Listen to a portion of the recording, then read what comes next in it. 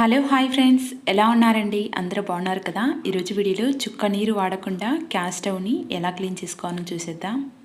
అలాగే ఈ వీడియో నచ్చినట్లయితే లైక్ చేయడం అసలు మర్చిపోవద్దు. ఇప్పుడు ఈ వీడియోలోకి వెళ్దాం. ప్రతి ఒక్కరమైతే ఎర్లీ మార్నింగ్ గ్యాస్ స్టవ్ని క్లీన్ చేసుకున్న తర్వాతనే వంట స్టార్ట్ చేసుకుంటూ ఉంటాం కదా. ఇలా డైలీ మనం వాటర్తో క్లీన్ చేసామంటే మనకి గ్యాస్ స్టవ్ అనేది తొందరగా పాడైపోయే ఛాన్స్ ఉంది.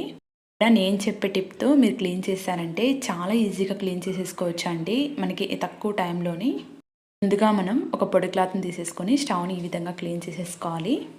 ఇలా పొడి క్లాత్తో క్లీన్ చేసేసుకునడం వల్ల హాఫ్ వరకు మనకి ఈజీగా క్లీన్ అయిపోతుంది. ఆ తర్వాత మనకి ప్రతి ఒక్కరి ఇంట్లో పేస్ట్ అయితే ఉంటుంది కదా, దానిని ఇలా కోల్గేట్ పేస్ట్ని తీసేసుకొని ఒక స్క్రబ్బర్కి ఇలా స్పాంజ్లా ఉండేదాన్ని తీసుకోండి. చాలా ఈజీగా అయిపోతుంది మన పని అయితే.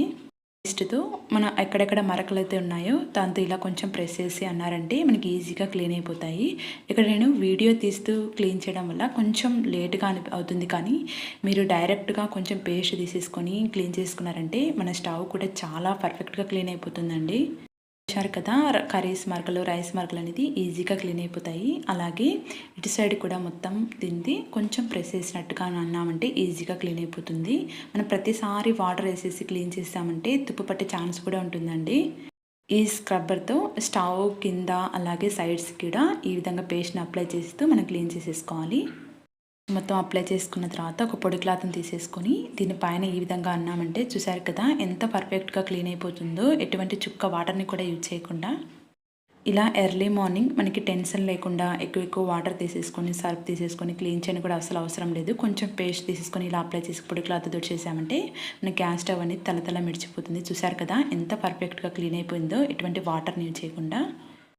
తప్పకుండా మీరు కూడా ట్రై చేసేసి మీకు ఎలా అనిపించిందో కామెంట్ చేయడం అయితే అసలు మర్చిపోవద్దండి టిప్ అయితే. అలాగే మనం లైటర్ని కూడా డైలీ యూజ్ చేస్తూ ఉంటాం కదా, ఈ లైటర్ని కూడా మనం ఈజీగా క్లీన్ చేసేసుకోవచ్చు.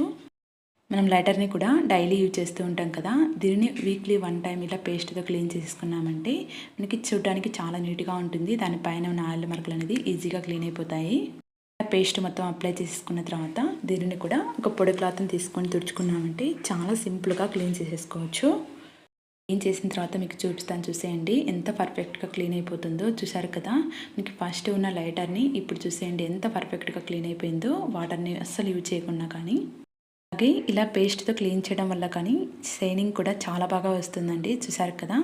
అలాగే ఈ వీడియో నచ్చినట్లయితే అస్సలు మర్చిపోద్దండి లైక్ చేయడం. For watching.